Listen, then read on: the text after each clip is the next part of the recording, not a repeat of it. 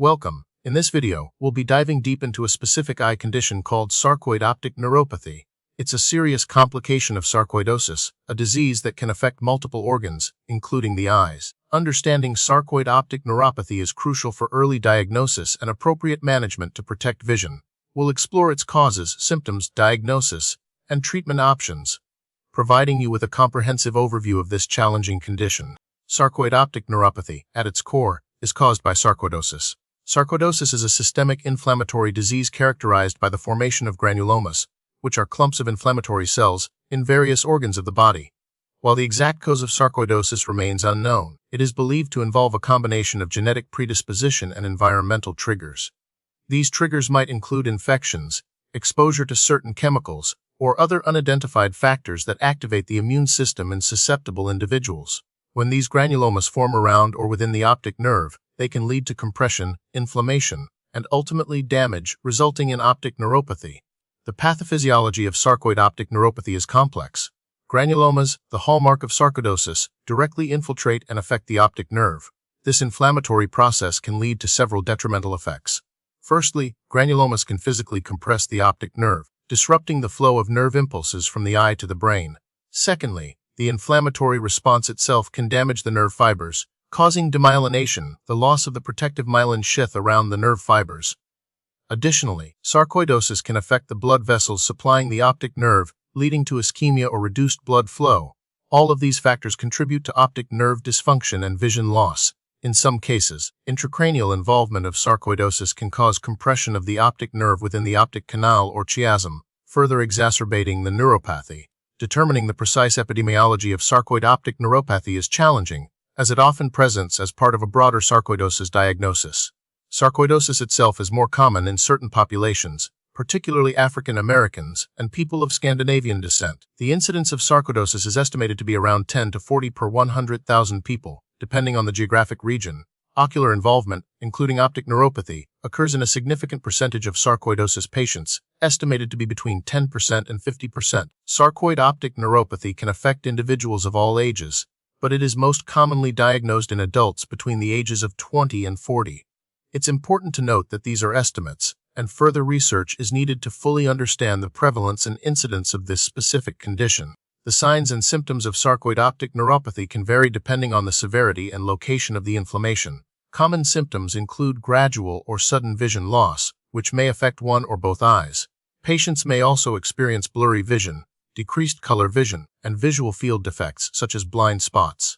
Pain with eye movement is another possible symptom, though it's not always present.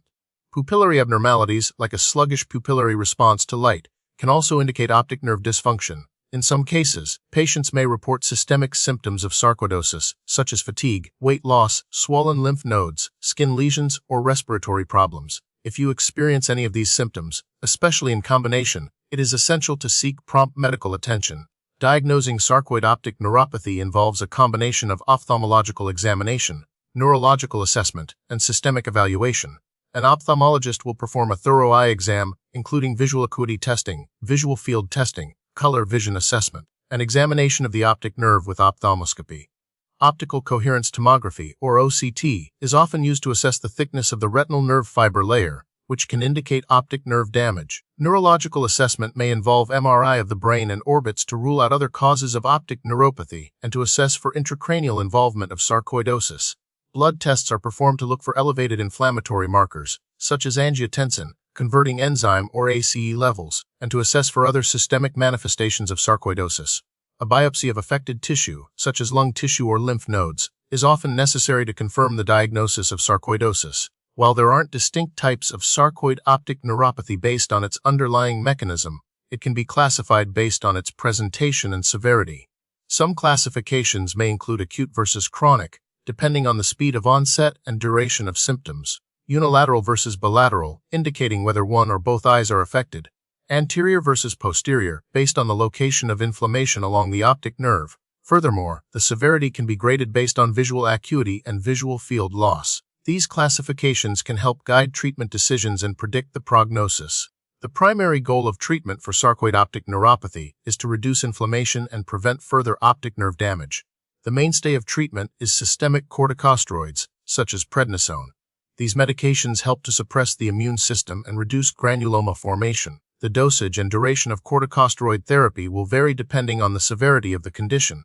In some cases, other immunosuppressive agents, such as methotrexate, azathioprine, or mycophenolate mofetil, may be used in conjunction with or as an alternative to corticosteroids, particularly if corticosteroids are ineffective or cause unacceptable side effects. Infliximab, a TNF-alpha inhibitor, has also shown promise in treating refractory cases. In rare cases, surgery may be necessary to relieve pressure on the optic nerve if it is being compressed by a large granuloma. Regular monitoring of vision, visual fields, and intraocular pressure is essential to assess the response to treatment and to detect any potential complications. Additionally, managing systemic sarcoidosis is crucial for preventing further ocular complications. Unfortunately, there is no known way to prevent sarcoidosis or, consequently, sarcoid optic neuropathy. Since the exact cause of sarcoidosis remains unknown, preventive measures are limited. However, early detection and treatment of sarcoidosis can help reduce the risk of ocular complications, including optic neuropathy. Individuals with a family history of sarcoidosis or those who belong to high-risk populations should be particularly vigilant for symptoms and seek prompt medical attention if they develop any concerning signs. Regular eye exams are recommended for individuals diagnosed with sarcoidosis to monitor for any signs of ocular involvement. The prognosis for sarcoid optic neuropathy varies depending on the severity of the condition, the promptness of diagnosis, and the response to treatment. Early diagnosis and aggressive treatment can significantly improve the chances of preserving vision. However, some patients may experience permanent vision loss despite treatment. Recent research has focused on developing new and more effective immunosuppressive therapies for sarcoidosis, including targeted biological agents that selectively block specific inflammatory pathways. Studies are also underway to identify genetic markers that may predispose individuals to sarcoidosis and to better understand the role of environmental triggers. Furthermore, advances in imaging techniques, such as high-resolution MRI and optical coherence tomography, are improving our ability to diagnose and monitor sarcoid optic neuropathy. Ongoing research efforts are crucial for improving the long-term outcomes for patients with this challenging condition. Thank you for watching.